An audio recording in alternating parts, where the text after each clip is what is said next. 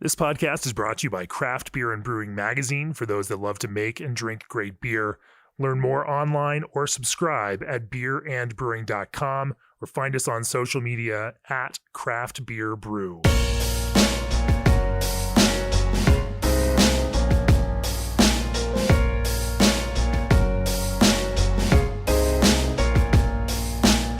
Welcome to the Craft Beer and Brewing Podcast. I'm your host, co-founder, and editorial director of Craft Beer and Brewing Magazine, Jamie Bogner.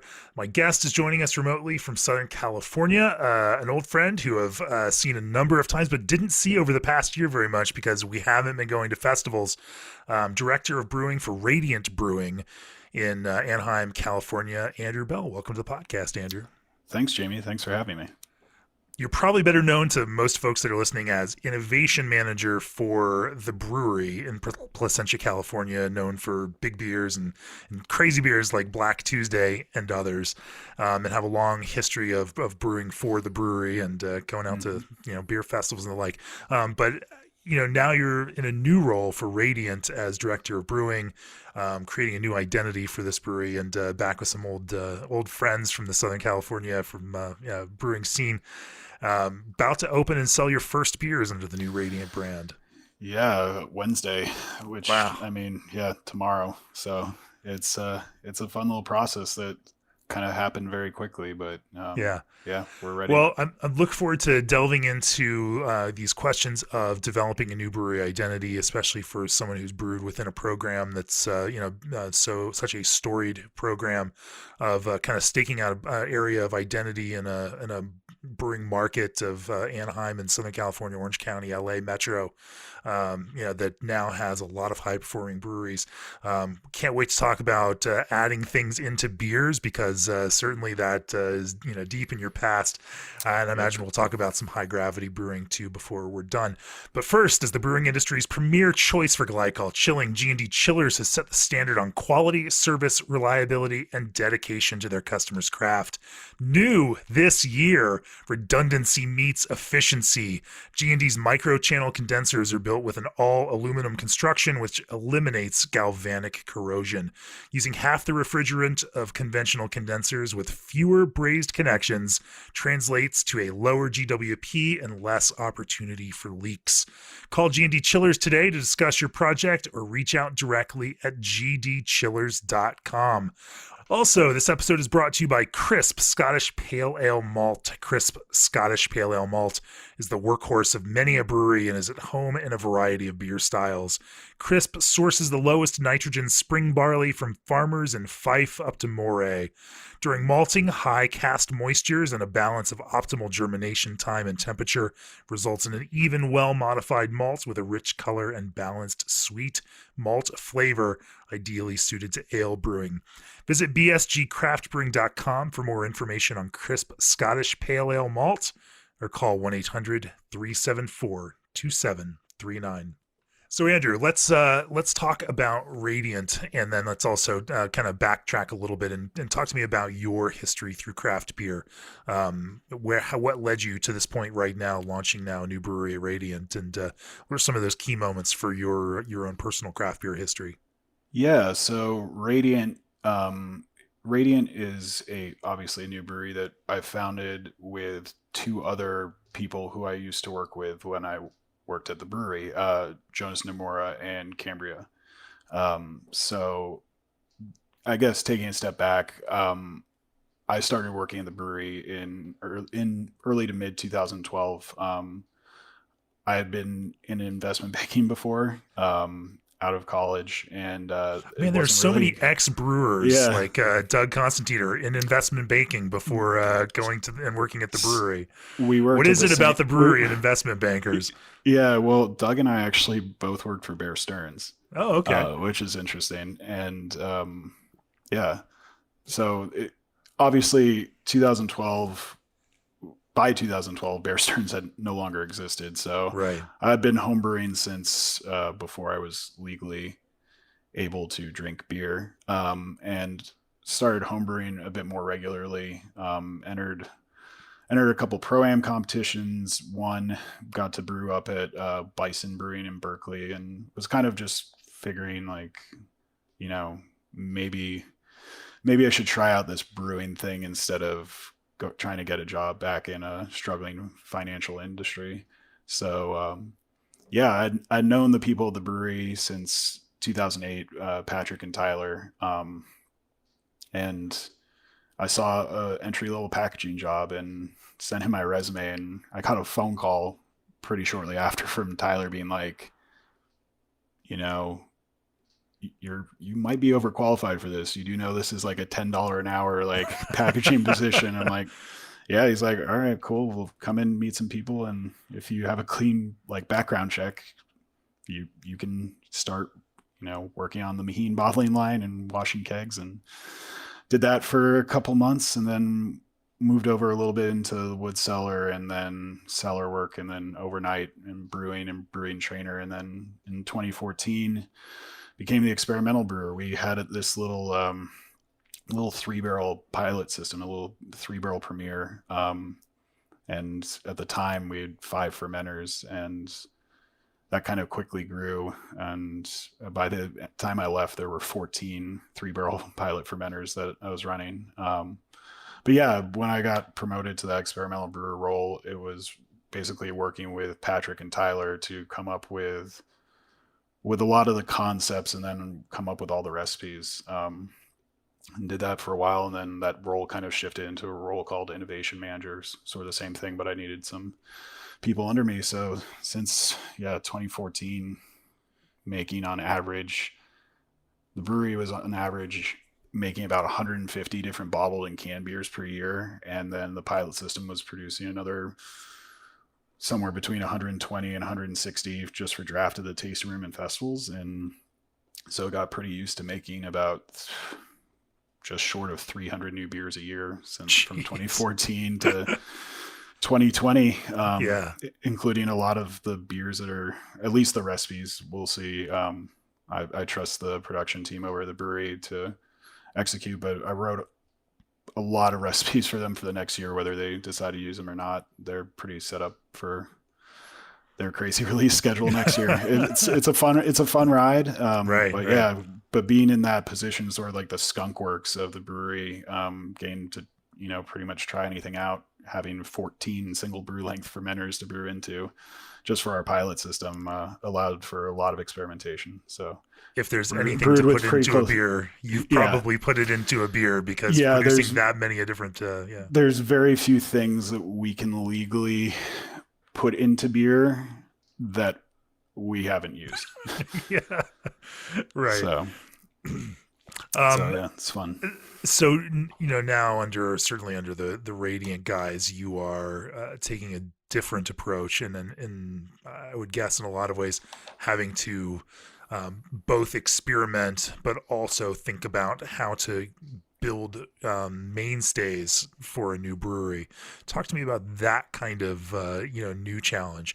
Under that kind of guise of the brewery and Placentia, innovation was what the brand was built around. They were built around pushing boundaries. They were built around extreme beers. It was, very much, pushing a quasi-Belgian idea at the first, which then became a lot of, ways to add different ingredients to big stouts, high gravity beers, barley wines, and also then pushing on that, those same kinds of approaches to sour beers and whatnot. Everything was flavor forward. Everything was generally in your face and intense. Mm-hmm. Now launching another brewery brand, not very far geographically. Anaheim's, relatively close to the same area. So potentially serving some of the similar customers in that kind of environment, creating a new idea for a brewery that will somehow stand on its own, and encapsulate a different identity has to be a brand new challenge for you. Yeah, it's a new challenge, and I kind of forgot to mention how I met my my co-founders here at Radiant. Like I said, I worked at the brewery from 2012 until 2020, as sort of the innovation creation of beer recipes. Jonas was at the brewery for better part of 10 years with me as well, doing mostly director of operations, and just has a pretty broad skill set as sort of brand creation and HR and financial stuff, and basically making sure that the brewery is any brewery is a functioning business. And then Cambria worked with us for, I don't know, probably like 6 or 7 years of the brewery before moving on to Figueroa Mountain, and is just a marketing genius and branding genius. But getting back to what you were saying, All how do you, three of how, you are trying to now, yeah, create a unique identity from Radiant or for Radiant, coming from exactly. some similar backgrounds. Yeah. So, I mean, it's a challenge on, all three aspects: production, operations, and marketing, to try and create a new voice. And we're using obviously our background and a lot of the stuff we learned and did at the brewery to sort of inform that voice. But we're definitely not trying to be the brewery 2.0. Um, they're doing a decent job at being the brewery 1.0. So Sure. we're trying to create our own vision, be it from our marketing message or how the experience is or will be at the tasting rooms, and definitely from the liquid perspective. Um, just having worked at the brewery for so long and developing so many of their beers, there's definitely a brewery style, and I was definitely going for trying to keep all the beers within that style so people knew what to expect. With Radiant, it's a blank slate, so to speak. So creating that new sort of flavor profile of what consumers can expect from us. We're again not trying to make brewery beers here. So With the brewery, I'm curious about that. What, like, you say there's a brewery style, mentally for you from a brewing perspective, what are those rails? Like what space, would you define that as? there's it kind of depends stylistically on what category of beer, but I would say as far as like, let's just use stouts for example. Yeah. They're very different than most other brewery stouts, especially the big ones. And just from the basic way they're designed, they're usually attenuated quite a bit more than other Mm, breweries beers, even if they aren't perceived as such. yeah. And then as far as like for the brewery, we were mostly focused around flavor concepts. We wouldn't just throw these whatever random adjuncts or additions into tanks. It always had to be thought out, and it always had to be pretty extreme from a flavor perspective. You weren't really hinting at something, you were doing it, you were making it. So Right. yeah, like you make like an oatmeal cookie beer, and these days people would throw a bunch of oatmeal cookies in the beer. Instead, we would use ingredients that are in oatmeal cookies and try and get very specifically to that flavor profile. So It if wasn't that just makes about some the, sense. no, there are those Instagrammable moments of Mm-hmm. brewers throwing things into a beer.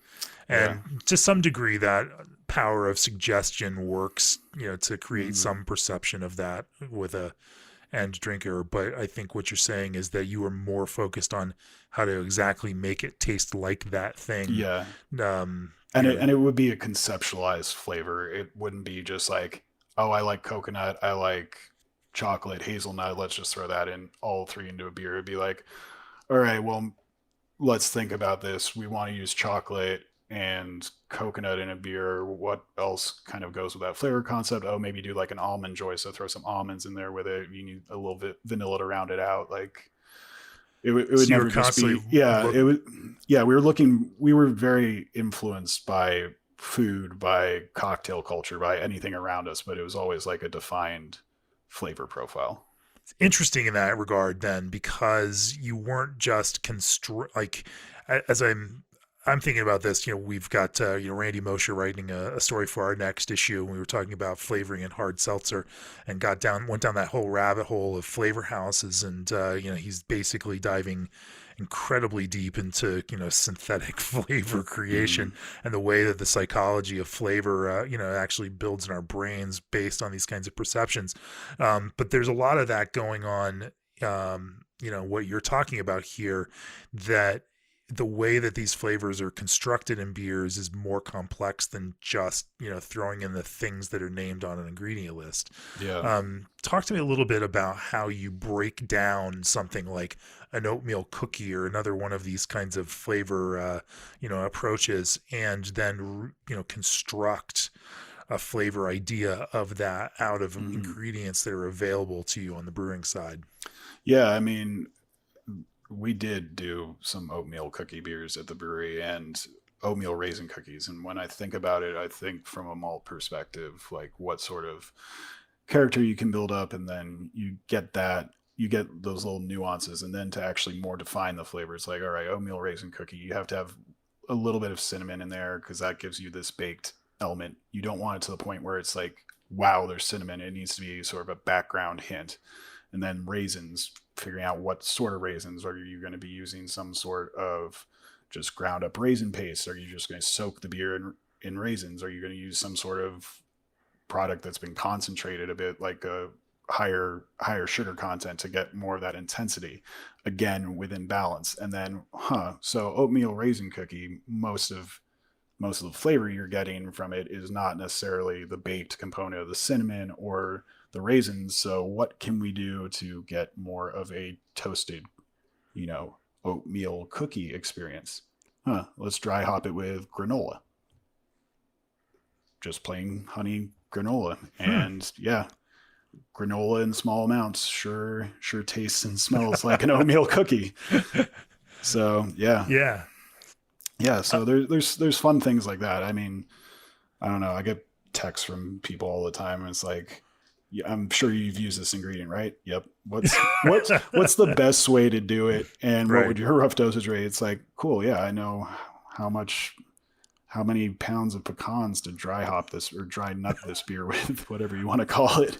Dry nut. Oh, that's a Yeah. terrible term for it. Yep. But Yes, it is. well, It's a horrible term. let's talk about, and we'll get back to the subject of forming an identity for Radiant, but I think this is a really interesting one to talk about. Some of those are, what are some of the more difficult or interesting solutions in terms of achieving specific, food-like flavors that you've stumbled upon or developed? I shouldn't say stumbled upon, I should say iterated upon, worked at, and discovered through experimentation, that might seem counterintuitive to people or are interesting kinds of solutions.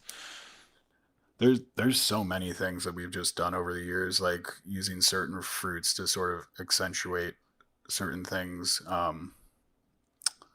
Trying to think of a good example. I mean, even just like the certain nuances, like if you want something, say you're using a bunch of coconut, if you want like the nuance, and this is probably a more obvious thing than what you're looking for out of someone who innovated the brewery, but if you're using coconut, dosage rate dependent, like if you're trying to get bright flavors, obviously using the fresh or raw, but toasted, even if you're using a lot, can sometimes lead to other flavors that aren't necessarily connected with the coconut, like Huh. bringing out sort of like caramel notes or toffee or just inherent sweetness. You lose some of that freshness, but you can add it at small amounts and sort of build these other flavors up that aren't coconut, shall Hmm. we say. So getting some more of that toasted caramel character, you can get that by just using coconut. Sure, there's some other things, but I'm Interesting. kind of Let's. blanking. Yeah. I'll give you a second to think about that. And in the meantime, the world of craft beer is a different place now. Margins are more important than ever, so why not lower your ingredient cost? Craft juice concentrates from Old Orchard are the cost effective solution for your fruit forward needs. Old Orchard produces high volumes of their retail juice brand, so economies of scale keep prices low for their bulk supply program. A little concentrate goes a long way, and you won't lose some of it through filtering like you would with purees. To start increasing your margins now, head on over to www.oldorchard.com/brewer. Also, for years, Brewery DB has been the industry's only professionally curated source of brewery and beer information. In 2019, over 1 million taproom visits were made by craft fans searching for breweries on brewerydb.com. In early 2021, Brewery DB will unveil an all-new experience to help craft lovers get back on the brewery trail. To take full advantage of the enhanced marketing power of Brewery DB and to increase your taproom traffic, visit marketmybrewery.com. That's marketmybrewery.com. It's easy and it's free. So let's get back to Yeah, crazy ingredients and subject. yeah, sort of, yeah. As far as like other tips and tricks, like I mean, using spices are either overutilized or underutilized by a lot of breweries, and adding something, if you're trying to get a certain flavor concept, adding a hair of cinnamon or a little bit of nutmeg, not to the point where you can you taste the beer and you can say, oh, there's cinnamon in this, oh, there's nutmeg, just enough to like accentuate it, to build that sort of flavor on your palate without actually tasting that specific spice. There's definitely areas where you can create sort of an emotional connection in someone's palate based off using these spices at really low levels. And then obviously the obvious one, put vanilla in everything and people will like it. It was funny because a couple weeks ago on the podcast, I talked to Brett Coleman Baker from Urban Artifact. Of course, he says the exact same thing. They, for fruit, put vanilla in everything. Yep. And he said, he was mentioning, talking about sub-threshold. It was the same kind of thing that sometimes it is absolutely minute amounts, amounts that might not look like they would accomplish anything on an ingredient sheet that can help do that. It's interesting that you find the same thing with, spices like cinnamon and nutmeg, that just in very small trace amounts, sub-threshold amounts, that they might achieve a way of bringing something else into focus.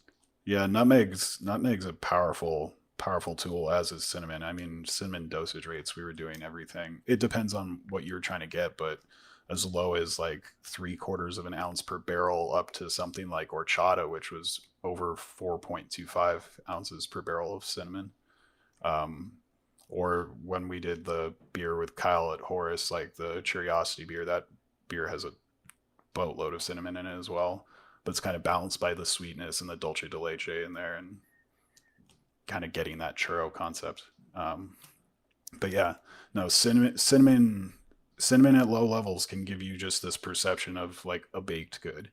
But once you taste it, like as cinnamon, it can obviously get very, very intense. It can add bitterness. So was there an ingredient? Yeah. Was there an ingredient that you found posed the most problems for you? What were some of the most difficult problems where that you just kept banging your head on the tank trying to figure out the proper solution for it? I guess the problems weren't really, let me put it this way, with our little 3-barrel pilot system, both from a labor perspective, and just having it being only a draft product for the most part coming off our pilot system, didn't really need to worry so much about how much labor went into it. So we could, what I'm getting at is we could, the stakes were low and you could fix your problem. Yeah, we could throw anything in the pilot system, and if we lost a lot of beer in the process, who cares? The problem is when you go to scale something. And so it really wasn't as much me banging my head against the wall as it was the people who I passed off these projects to. when it's like, okay, yeah, you're going to add how much of this to a 3-barrel tank, and then that's scaling up into a 30 or 60 or plus barrel tank. It's like, oh my goodness.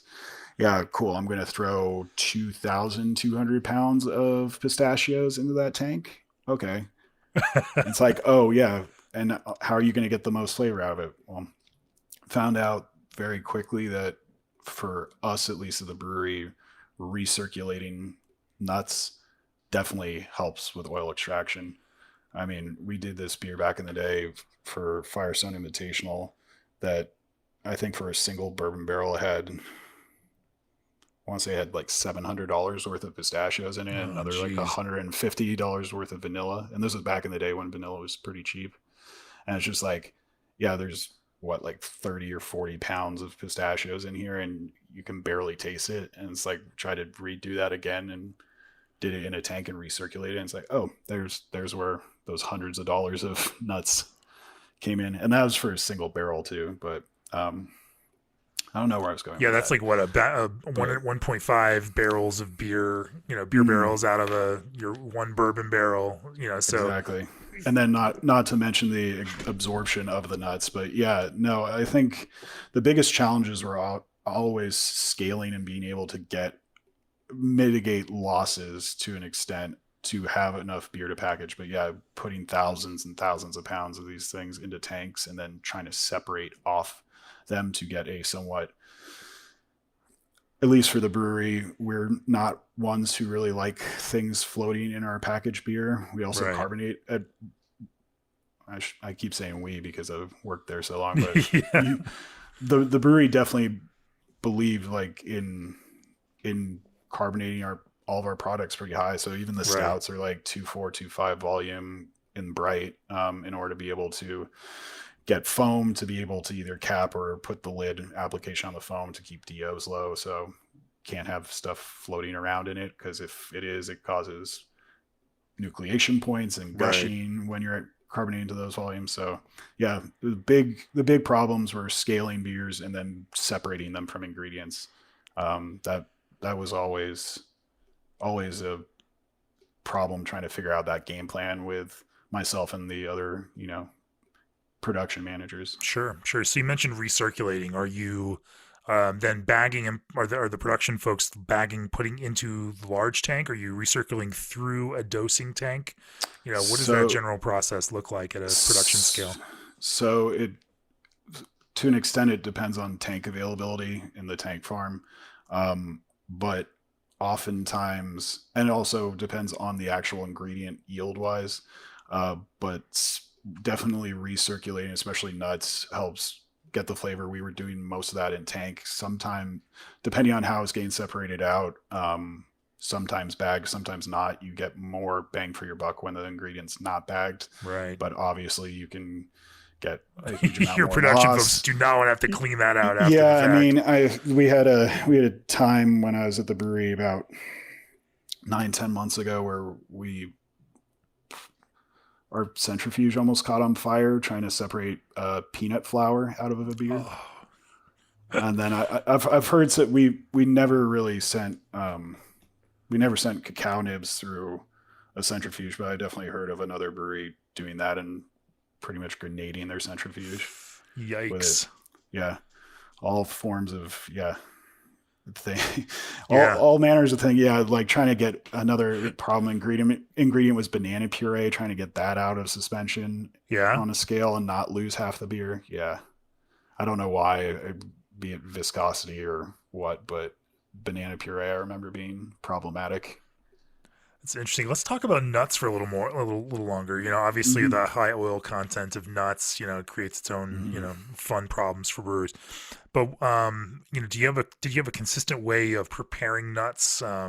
Toasting, chopping, shaving, grinding. What does that nut process generally look like? Yeah, for us, again, slightly dependent on the nut variety, but for the most part, the best way for us to get flavor out of the nuts was to have the nuts roasted at some point, be it in house or from the supplier, and then also having it in as close to meal form as possible, so finely ground. Um, that I mean, it gets you the most extract out of it. Right. That said, sometimes again harder to separate the beer from the nut, but you Sure. definitely get the most flavor if you have the most surface area of beer to nut. So yeah, So a very basically, fine grind then. yeah, very fine grind and recirculating it, getting all the oils out of the nuts.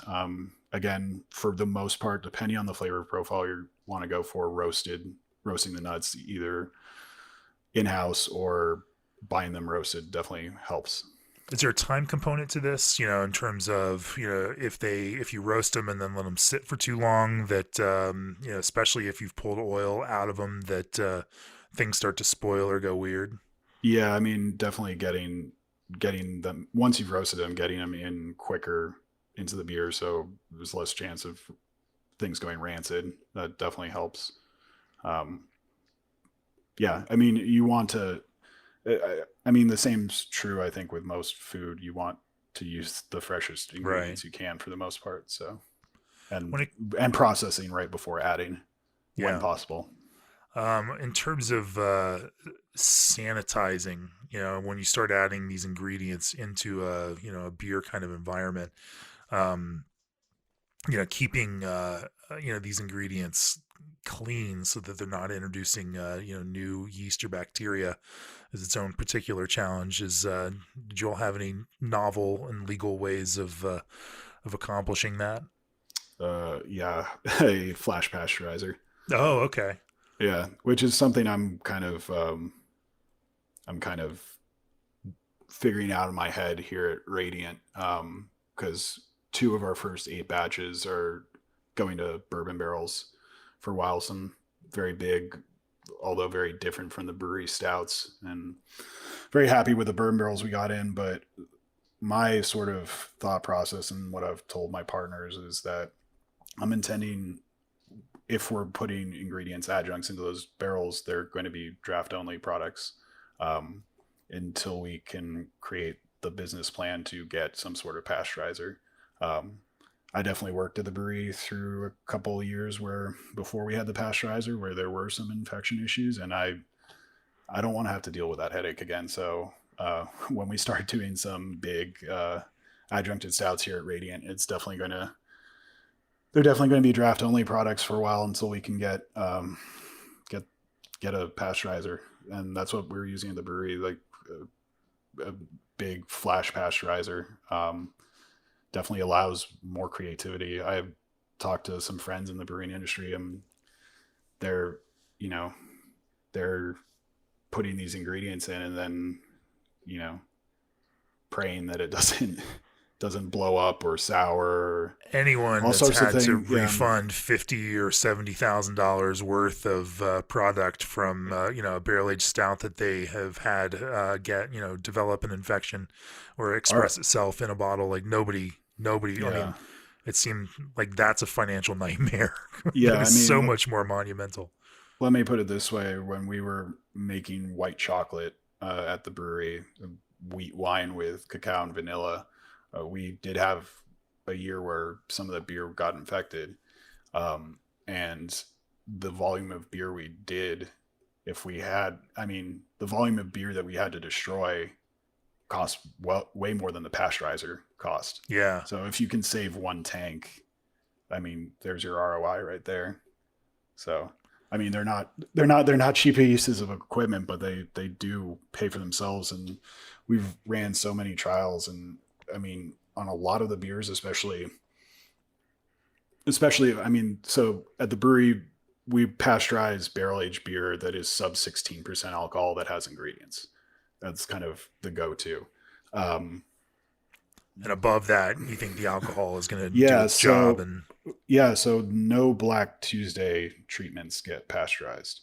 But what I was kind of getting at is most of the beers that got pasteurized at the brewery, the beers with adjuncts and the 16 16% alcohol and under, we ran a bunch of lab sensory triangle trials, and most of those beers were maltiness. Maltiness is a key in most of those beers, and those beers, there was a preference for the beers that were pasteurized when run blind. It seemed to both mellow the flavors and also increase sort of the toasted caramelized characters in those beers. So it ended up being sort of an improvement in a way, just from a flavor perspective when done blind. There were a couple ingredients, now that I think about it, that we had issues where the pasteurizer would kind of flash off some of those flavors if they were super volatile. In some beers, like it helps set vanilla and cinnamon, but we did this beer at one point that had thyme in it, and the thyme was there before, and we ran it through the pasteurizer, and the thyme character was completely gone. interesting. So that was a weird one.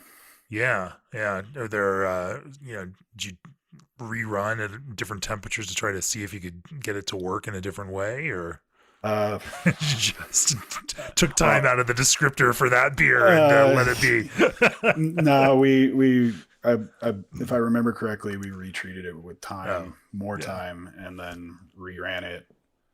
Noticed a similar issue, but got basically added enough time to where you could taste the thyme, but Okay. it was frustrating not knowing how much of it would flash off when we ran it through. But Yeah. yep. Let's talk about some ingredients, a little bit more because this is fascinating to me, and I think that again, for somebody with your level of experience using these things, it'd be a shame not to talk to you about it. But first, ABS Commercial is excited to be a part of today's podcast. ABS is a full brewery outfitter offering brew houses, tanks, keg washers, and small parts. As part of the ABS Commercial's ongoing give back campaign, they'll be giving away an ABS Keg Viking keg washer in June. So make sure to periodically check the ABS Commercial Facebook page to find out when the contest opens up and how you can enter to win a Keg Viking. So we talked about nuts, we talked about coconut and toasting. We haven't talked much about fruit. Let's talk about some of the more interesting fruits that you've played with, and I guess we did talk about banana a little bit, and the real pain of separating banana puree. But let's talk about fruits, and then using fruits together with spices to kind of heighten that kind of sensory appeal. And also another thing to bring up is the different forms of a given fruit that you can use and how those give you different flavors. Let's definitely talk about that. And banana is actually a great starting point. We've used all sorts of bananas when I was at the brewery, and they give different things. So we've used fresh bananas, we've used freeze-dried bananas, we've used dehydrated bananas, we've used banana puree, we've used banana concentrate, we've used we've with fresh bananas we've done green, like underripe bananas, ones that we've put in the boiler room for over the weekend to get them extra ripe. And they all have different flavors. When looking when we did a banana bread beer a little while ago, and for that, using a freeze dried banana powder got you that sort of cooked like banana bread, warm, moist character, and putting a little walnut with that to kind of get the Where do you get dried banana powder? There's a couple of food service vendors that Okay. that we've worked with. They're mainly catering to bakers, I would assume. Yeah, and big. There's a lot of it's mostly big bakeries. There's a lot of ice cream people. Oh, okay, that makes sense. Yeah, and sometimes you get the sample of this ingredient. It's like, oh yeah, this will work great. Oh yeah, what's your minimum order size? Oh yeah, you need to order a shipping container of it. It's like, not planning on using that much. Right. You gave me this little like 1 pound sample, and it's either 1 pound sample or a whole shipping container full of it. Yeah. But anyways, when working on that banana project, we sampled some banana concentrates, and basically you take banana juice and you cook it down until it's 70 bricks, and normal bananas probably depending on ripeness, probably in like a 15 brick range. So, 4 or 5, 6 times concentrate. So tasted this. I'm like, well, this is definitely not going to work for the project we want to do right now, but oh my God, this tastes like a bruleed banana. It tastes like caramelized banana. So we're definitely going to have to make a banana Foster beer with this. So kind of fun finding that out. Yeah, so I mean, at the brewery, we didn't really discriminate on what sort of fruit product we'd use. We'd use the best one for that application from a flavor component. So sometimes that's fresh, sometimes that's puree, sometimes that's freeze dried, sometimes that's concentrate. The only thing that we didn't really do was extracts. We're not, as much as we can avoid extracts, we did. And I don't, to my knowledge, we've never used an extract for a fruit flavor that I can think of. But sometimes though, yeah, using a freeze dried is the right answer. Using the fresh fruit is the right answer. It really depends. But my favorite fruits to work with when we worked on them at the brewery was obviously grapes, wine grapes specifically, being in California, having access to some incredible vineyards. And I think for several people at the brewery, like making beer wine hybrids is just such a passion project. And you get to pretend like you're a winemaker for a few weeks. Yeah, Why we is had. being a winemaker so much sexier than being a brewer, Andrew? Come on, I man. I don't know. I don't know, but it's sure fun. And I mean, we had some very basic, like, more than basic. I mean, we had this little 10 hectoliter 3 ton press, but yeah, gain to experience like a different industry for a week or two is always fun. And then I just really liked like the flavors that we were putting out, and getting to work very closely with this agricultural product. I mean, obviously hops we get to work with all the time, but uh, something special about that one time a year. And then having some pretty good people on the team when we were at the brewery. Jeremy Grinke, who I'm pretty sure has been on your podcast at some No, I've point. talked to him for magazine Oh stories no. and know Jeremy well, but we should get him on the podcast here sometime Yeah, I soon. mean, he has a background as a winemaker, and then Yeah, Patrick Rue ended up loving wine so much that he became a winemaker. So right. He's opened a Patrick's up winery with his in wife. Patrick's up in Napa running Erosion right now. So Yeah. yeah, great. But grapes are fun, and especially being in California, just there's so many great microclimates and AVAs around here that produce amazing fruit. So being able to use those in these beer wine hybrids, that was fun, and it felt like an event, you know. Yeah. So Let's talk about, thinking about those flavors and then, what different wine grapes, can kind of bring to the equation. You've done now, and let's try to talk about it out. Obviously there's a sour beer side of the equation, which, has its own kind of concerns, but you also did some wine grape clean beer, projects, which mhm. were rather interesting, blends with Black Tuesday and, and other types of things. Talk to me about, how, you go around selecting wine grapes and then processing methods for those grapes in order to get flavors that work with some of these weirder, more extreme beers. Yeah, so especially on the clean side, it's a bit different. We started off way back in the day with a beer series called Winification, which later moved to a series called Vindictive for fun legal reasons. And then moving on to the Rutherford and Yaunt series.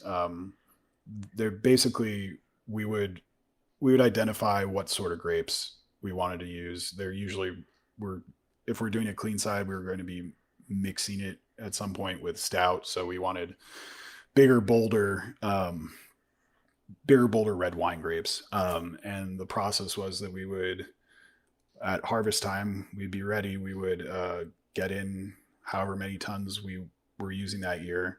Um, we would usually do a partial crush and destem, put them into a tote, and then put dry ice on them because as a brewery we were not allowed to ferment grapes by themselves. So we let them cold soak for several days, and then once we had gotten good color and tannic extraction, we would we did it a couple different ways depending on the year. Either we would press off that juice and go into a fermenter with 50-50 volumes of Black Tuesday wort and grape must, and then let that ferment out and then go into puncheons for a while. We've also done it where we've done the cold soak and then knocked out Black Tuesday on top of the grapes, let it go to a couple degrees above terminal gravity, press off into a fermenter, let it finish up, drop lees, and then go into French oak puncheons for the most part, which are insanely expensive, and let it age for 18, 24 months. But yeah, basically treat it like a wine for the most part. In terms of your personal favorites, are there any personal favorites on the grape side that you find yourself going back towards because they continue to add interesting flavors that complement those stouts? Yeah, I mean, my personal preference is more for Rhone variety varietal grapes, so Syrah, Grenache, Mourvedre being the big ones. Also like Burgundian grapes, but those don't really. I mean, Pinot Noir, Gamay don't really stand up too well in big Mm, stouts, as far as I've found. right. Um, being being that it's Patrick Rue's company, the brewery. He's a very big Napa person, obviously living in Napa now. So he's always big into, the more Bordeaux style grapes of, to an extent Merlot and Cab Franc, but mostly Cabernet Sauvignon. And you want a very big, bold grape to go into these big, strong beers. Something that can, stand up to being co-fermented with a stout. Right. Which the base wort for Black Tuesday without the dextrose feeding, which we can get into later, it's about 26.5 Plato. So getting these very ripe grapes that are themselves almost 26, 27 bricks. You need very expressive, strongly flavored grapes. So my personal preference is more into like Syrah, but the brewery had great success with Cabernet Sauvignon. You just mentioned high gravity brewing, and let's definitely pivot and talk about that a little bit. Because I could talk about wine all day. yeah. That's something that we're hoping to get our Type 2 license here at Radiant to potentially make a little bit of wine this year. Yeah. So it's in the plans. Okay. I got to pretend I'm a winemaker again for a couple days. Every winemaker wants to make beer, and every brewer wants to make wine. Well, I shouldn't say every, but A lot do. the grass is always greener, I guess. On that subject of high gravity brewing, though, the brewery has a relatively singular process. I shouldn't say that, but they are in that terms of brewing a slightly lower gravity initial brew, and then continuing to feed fermentation to achieve that high gravity kind of finish. There are other brewers that brew that way, but now there's also a lot of stylistically, more brewers are also trying to brew bigger double, triple mash beers, no sparge, first runnings, exceedingly long boils to achieve that kind of heft, and so the brewery's process kind of stands out relative to that. Talk to me a little bit though about brewing these like 15+% beers, and how some of the steps that you all would take in order to get effective fermentations out of that, and also kind of control some of the kind of tougher fermentation impacts of that kind of constantly feeding of a fermentation. Yeah, so it's a process that was developed. I mean, it always is evolving, but the initial process of Black Tuesday was obviously started before I started at the brewery. And it's something that Tyler back in the day used to be pretty open about. So basically, it's all about yeast health and yeast management. Yeah, there is an article back in a 2014 issue of Craft Beer and Brewing on this very same subject. If people want to go back deep into our archives and delve into that, and but yes, we haven't really talked about it on the podcast ever. Yeah, it's a fun process. And just to kind of start out, I mean, Black Tuesday is such a different, almost foreign beer compared to what stouts are. Even when it was created, what stouts were then, what stouts are now, it's definitely quite different. So when you say that, what do you mean? How do you define that? Just gravities in general, and I can get into that. But I mean, I've always found it funny that the brewery used to have this reputation for brewing really sweet, under attenuated beers, when the truth is it was completely the other way around. So Black Tuesday, most batches finish sub 3 Plato. Wow. Yeah, versus most stouts today, like talking to some friends who are putting stouts into barrels that are 20 degrees Plato final gravity. So yeah, but also being 19 or 20% alcohol, ethanol is a perceived sweet compound. So that's where a lot of people are getting that impression of sweetness and trying to find that balance. But as far as Black Tuesday and how it's made, you want to keep the yeast happy and able to ferment as much sugar as possible. So starting off the brew house at 25 to 27 targeting like 26.5 Plato, pitching a lot of yeast, 1.5 to 2 million cells per milliliter, aerating them appropriately. Are they public about the yeast that they use, or public in that it's private? Yeah. So it is. I can tell you about it. It's a Belgian diastaticus strain. Okay. That is proprietary to the brewery. There's one other brewery that is able to really pull it, but it is not it's not a sold yeast strain. It has history as it was banked by a home brewer in San Diego in the mid 90s, and it's a mutated Duvel type strain. You brew stouts with a Belgian diastaticus strain. Yep. Well, I shouldn't say you say the brewery brews. The brewery. Yeah. Okay. No, that also helps explain how it attenuates to that kind of degree on high ABV beers. Yeah. So the yeast that is used to brew Black Tuesday is the same yeast that is used to make Mischief. Huh. And a lot of how you could, and same thing with I've been working at the brewery for so long, I still say we. But it's the same yeast that is used to brew the anniversary ales, the white oak sap base, the wheat wine base. For a long time, all the brewery's beers were fermented with a house Belgian strain. Some of them, at certain points in time, it was co-pitched with a California ale strain. Yeah. But a lot of it was, that yeast was very interesting. You could get a very Belgian-y character out of it if you fermented it at 74 degrees. You could get a Saison-like character out of it. If you pitched it cold, like say 50 or 60 degrees, and let it free rise to 85, you get a lot more phenolic. And then if you just let it do its thing at 65 to 67, you get a relatively mild Belgian-y character that the esters dissipate in barrels. But getting back to it anyway, so yeah, you brew the beer 26.5 Plato, pitch right number of yeast, let it ferment out for a day, and then you feed it with dextrose and yeast nutrient boiled in water and 20 minutes of O2 aeration and recirculation. Then 48 hours, you feed it more sugar, more yeast X, more oxygen, and then again at 72 hours, after which point you raise the temperature up to make the yeast happy, and then you let ferment out, usually having a pump to recirculate it. And yeah, we fed it up to about 37 degrees Plato starting gravity, and it would usually ferment down to 3 or 2 degrees Plato. I remember seeing one batch that was 0.9 back in the day. So 37 Plato to 0.9. Oh my gosh. That one was nearly 20% alcohol going into bourbon barrels, which again, there is some ABV pickup there.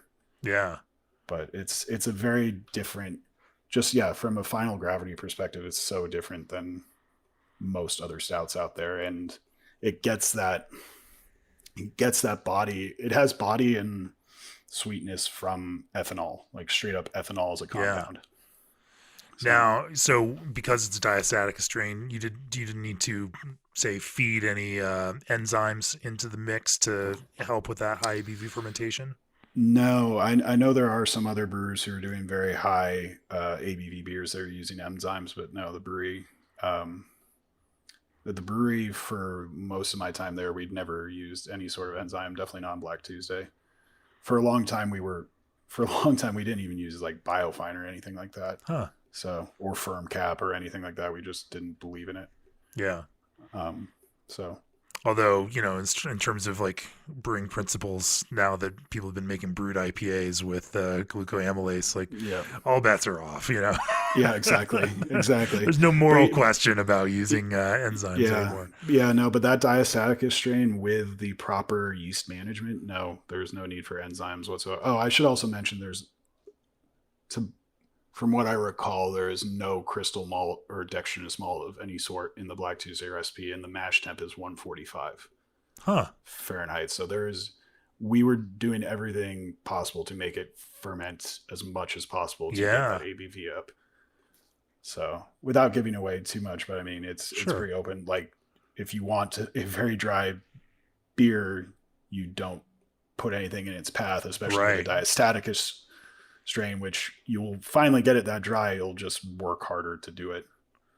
Yeah. So that's absolutely fascinating. And one other thing I should mention was when I was at the brewery, I should mention that we we occasionally would feed Black Tuesday or other beers like that with other sugars, and that can create some interesting flavor profiles. Um, when I was at the brewery, we used to brew a fall seasonal called Autumn Maple that had some maple syrup in it. And usually it would be a big campaign for seasonal beer, and we'd have leftover drums of maple syrup. So what do you do with the leftover drums of maple syrup? Oh, you feed it into that batch of Black Tuesday that happens to be going right now. And those barrels always came out, you would taste them, and we didn't mark them particularly well, like on the barrel head, like, oh, this was a Maple Tuesday or maple fed Black Tuesday batch. And you taste the barrels and be like, oh, there's something different about this, and it's kind of nice. And so started actually doing stuff like that, like feeding an entire batch with maple syrup and seeing what happens and getting some pretty cool flavors out of it. And then using that whole feeding concept to dose fruit into other beers, be it like using a co-ferment of cherries or a co-ferment of apples and stuff like that. And that kind of gets back also into the beer wine hybrids, and is that a feeding step, So there's so many interesting things you can do with fruit during fermentation or different sugar sources to create kind of cool and interesting flavors if you don't mind the beer drying out quite a bit. Right, right. How do you how do you kind of accomplish that, especially when you start talking about fruit, when, when that fruit sugar ends up re-fermenting out, you can lose a lot of the character of that fruit because so much of our perception of it is driven by that sweetness. How do you offset that?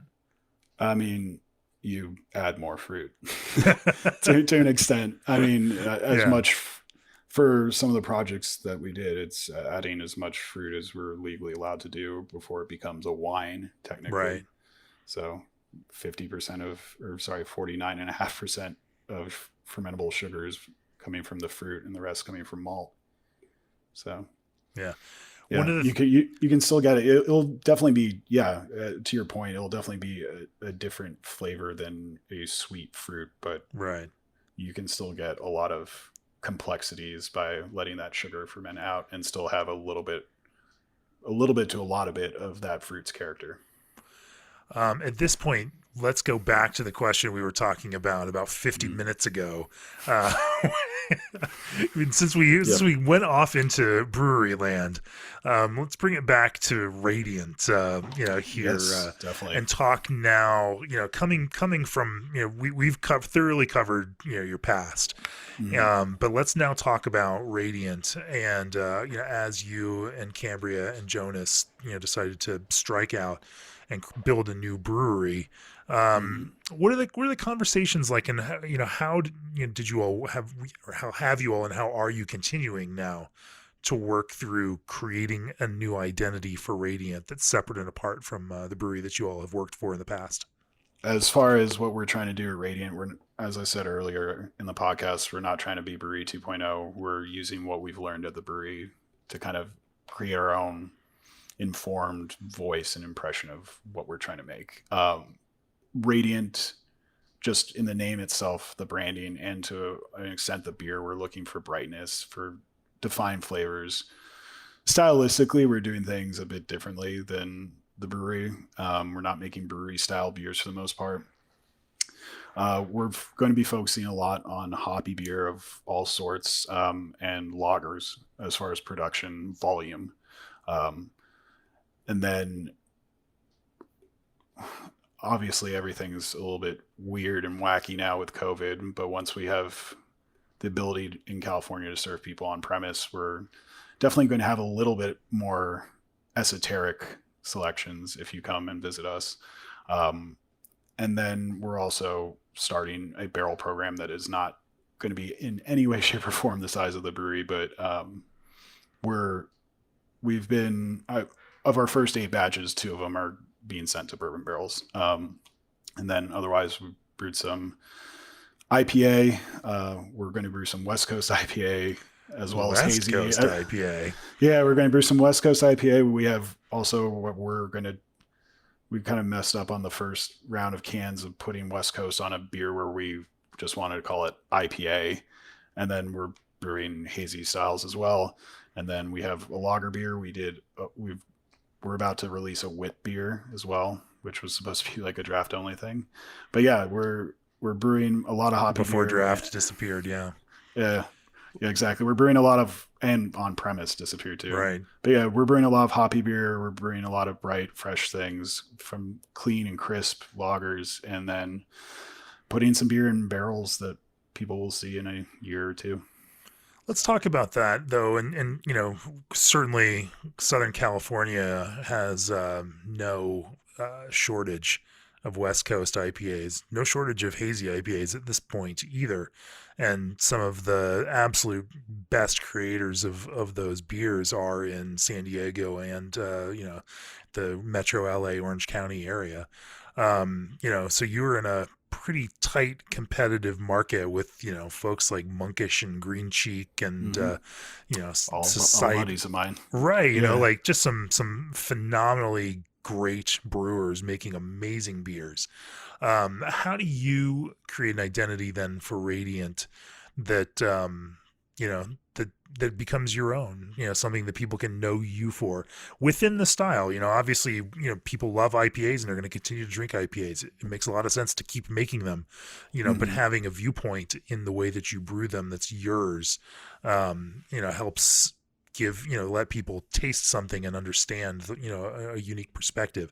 How, as you are formulating a brewing idea behind hazy IPAs and, more straight up West Coast IPAs, how do you conceive of that? And what does that mean in terms of like the way you actually build recipes around them? So there's a lot to kind of unpack with that, but let me give this sort of statement in what I like in IPA and what I see a good amount of our IPAs being. Granted, we will have some very classically stylistic, classical, that's an interesting way of putting it, Right. hazy IPA. Some prototypical, no, that's the wrong word. Some just very, very straight up hazy IPAs, as well as the bitter defined. I'd call it more San Diego style, like West Coast IPA. But as far as what I like to drink and what I foresee us brewing a decent amount of is when I'm drinking an IPA, I love hop character. I love hop aromas, typically on the fruitier, tropical fruit, stone fruit side of things, citrus to an extent. I also personally like highly attenuated beers. And I also don't really like huge levels of bitterness. So for me, the sort of ideal IPA is something that is intensely aromatic in a tropical fruit, stone fruit, citrus direction without a lot of bitterness, and that's on the drier side of things. And surprisingly, there's not too much of that out there, even in California, despite there being hugely talented brewers. I mean, Evan Price from Green Cheek lives about a mile and a half from Radiant Beer Company and has already stopped by and supported us by grabbing some beer. But He's all right. he's a phenomenally talented brewer, as is Henry over at Monkish. Sure. Sure. But I feel that there is a lot of room, and how can I forget Julian, also Oh, for Beechwood. sure. Julian There's Schrago, some Beechwood. there's some, and let alone San Diego. We can There's some start this incredible, list, and it's yeah, 40 brewers long by the time you get down to San Diego. yeah, Yes. and they all create amazing beers that I enjoy drinking, but but I still don't see a lot of what I like out there, which is still really low bitterness, really high hop aromatics, and attenuated. And Um, your kind of initial release, that you're putting out next week, your West Coast IPA has a solid New Zealand hop component to it. And that so is there some cellar maker influence in there as well, or does you just find that kind of tropical character, element or tropical fruit element that comes out of those hops families adds some of that you like in those beers? yeah, I It's funny you mentioned the cellar maker thing. It's not an intentional thing, but I've definitely hearing them talk, and I feel like I haven't seen those guys in a year or two, but they're very interested, and also Henry and all these other brewers that we mentioned are very interested in specific lots of hops and sort of evaluating the differences and seeing what works. And that's kind of what we're, as a new brewery that did not have hop contracts, but lucky enough to have some friends and connections, trying to figure out what these lots that we have to work with, what they're like, and is able to get some pretty nice hops that we sourced directly from New Zealand. And yeah, one of the first releases, we're using some pretty nice Motueka from a farm called Clayton in New Zealand, and that Motueka is probably the brightest, most fruit forward Motueka I've smelled in a long time.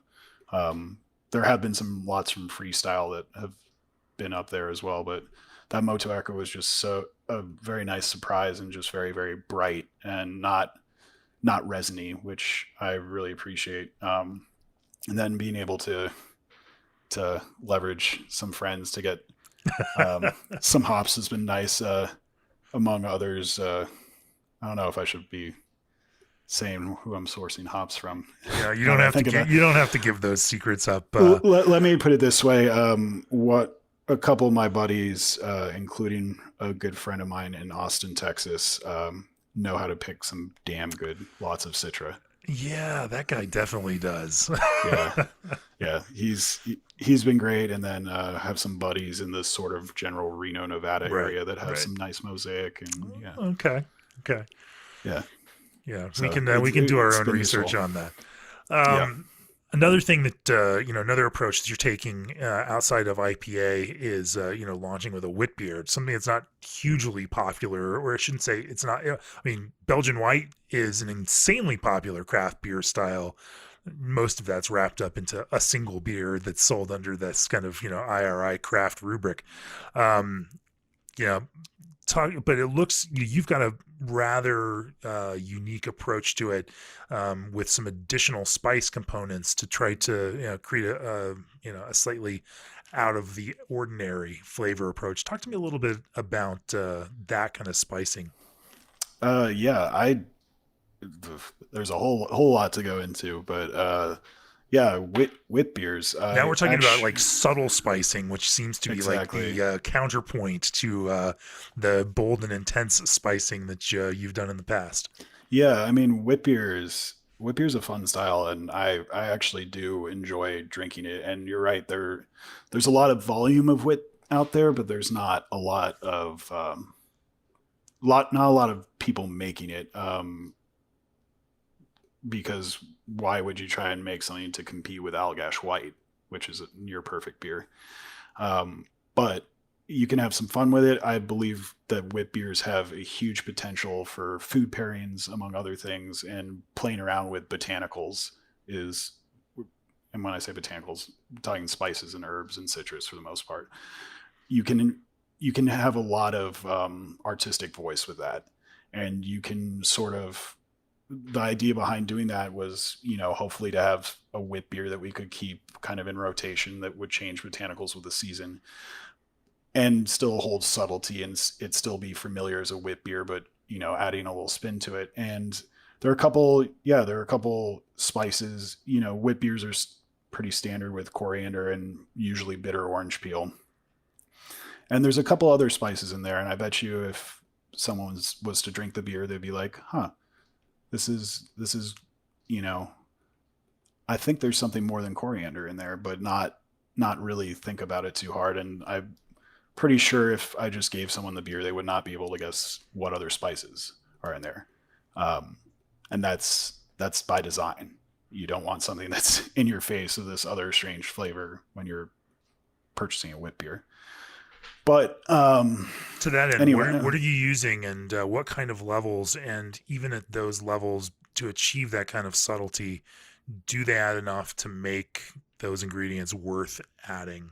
Yes. So I definitely believe they do. And in this most recent this first wit beer, I should say, that we're releasing, there's a little bit of chamomile in there, and so there's. Let me take a step back. In this wit, there is obviously bitter orange peel and coriander, and then we add a little bit of chamomile, which adds this nice sort of florally, almost I associate it kind of with honey for some reason, like character that is nice at very low levels. And then there's a little bit, and this might be controversial with some people, but there's not enough of it to be able to taste the beer and pinpoint it. But there's some fennel seed in it, which I know people can be turned off by anisey flavors, but I just think like the aroma of like toasted fennel seed or fennel pollen is absolutely one of the most like captivating flavors you can have in say your kitchen when you're cooking. So there's a little bit of fennel seed, and there's also a little bit of lemon peel in addition to the orange, but it's all done subtly to where if you were like to sit down and be writing notes and trying to dissect the beer, you might be able to pull out maybe chamomile out of it, but if you're just drinking the beer, you're going to notice that there's some nuance to it, but you're not going to be able to really say, oh, there's fennel seed in that. Oh, there's chamomile in that. And I also just now thought of an ingredient that is a major pain in the ass to work with. What is it? What is it? Dehydrated cream cheese powder. Oh my gosh. That sounds disgusting. Yeah. It makes cheesecake beers. Yeah. Yep. It makes cheesecake beers. And it go doesn't back. Yeah. It doesn't like to integrate very well into liquid. How do you make it work? It's people at the brewery would say it doesn't work, but flavor wise it does. Just integrating it into the beer is a pain in the ass. It clumps and doesn't like to separate out, and some of it floats, some of it sinks, some of it stays on top. But yeah, dehydrated, or it's defatted freeze dried cream cheese powder, and yeah, you can use it to make cream or cheesecake inspired beers. Okay. Or don't. Or don't. Probably don't unless you want to have a headache. And a headache from adding it, not from drinking it. Right. Looking forward for Radiant, what are a couple of the most exciting or things that you're most excited about being able to brew over the next few months? What are the ideas that you've been hanging on to that you just want to flex a little bit on that you may not have had a chance to brew in the past? Yeah, I mean, really just overall for Radiant, I'm hoping and praying and excited for the prospect of having people on site to consume beers again. Because a lot of the more, I don't want to say more fun, but the more interesting beers and beverages, I should say, that where it can really show some unique perspective outside of just hoppy beers and lagers and barrel aged beers are projects that I would want to be draft only, that would be smaller batches that we would just have here at our tasting room. And I'm not going to do this crazy beer where we have to, put 15 barrels of it into cans and try and sell it. I'd rather it just be a draft experience. So I'm excited about the opportunity to have people back on site. Hopefully once people get vaccinated and we're over this. So there are some very esoteric beers that I'm looking forward to making, but that is entirely dependent on being able to serve them to people directly here at Radiant. Yeah. But there are quite a few fun ideas. And then some ideas where, so here's a fun one for you. Well, I mean, this is not the thing I'm most excited about, but having spent a lot of my professional brewing career at the brewery, one thing we were not allowed to do and never did was kettle sours. So, and before I was at the brewery, kettle sours were not a thing. Right. So I've brewed a ton of sour beer in my day, but I've never made a kettle sour. So I'm thinking about having some fun,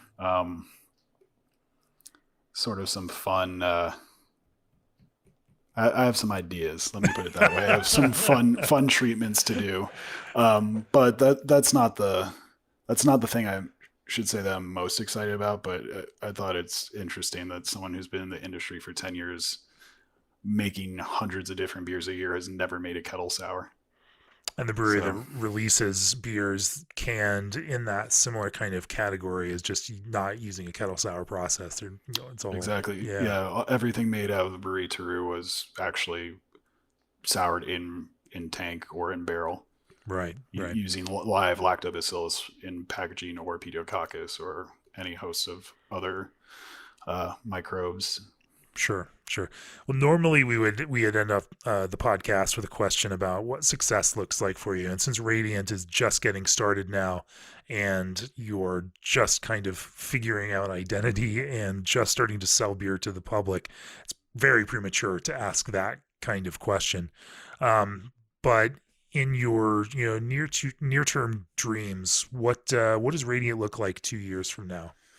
Uh, well, hopefully a lot of happy people out on the patio in this beautiful California weather, drinking some incredible beer, and ideally we would like to also be creating a little bit of wine. And Jonas, my partner, is also very keen on distilling. So maybe some of that. I think for us, we want to be us as a team.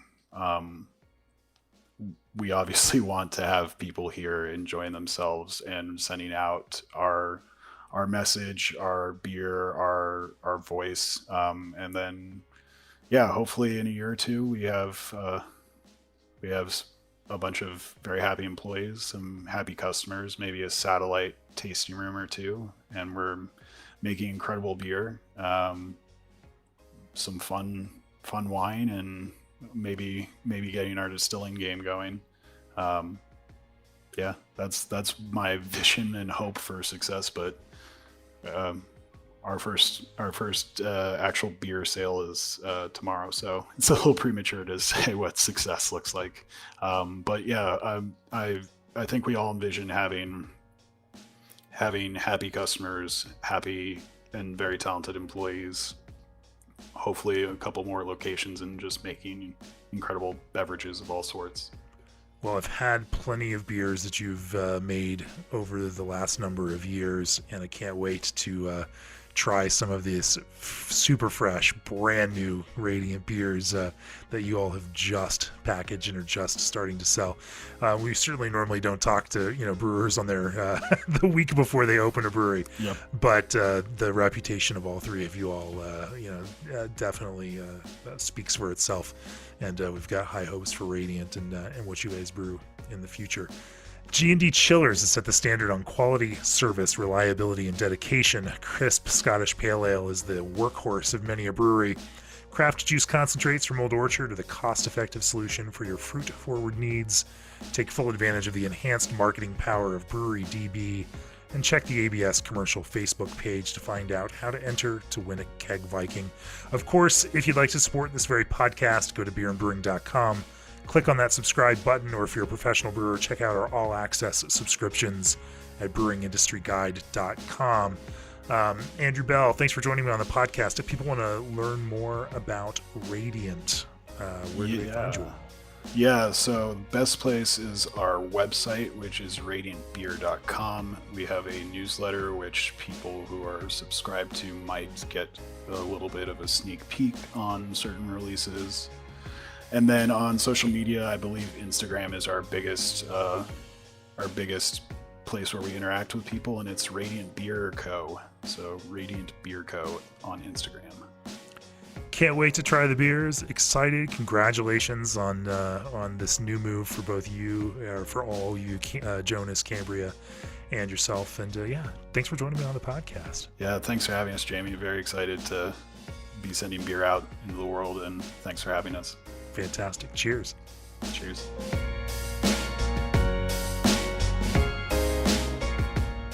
This podcast is brought to you by Craft Beer and Brewing Magazine, for those that love to make and drink great beer. Learn more online or subscribe at beerandbrewing.com or find us on social media at Craft Beer Brew.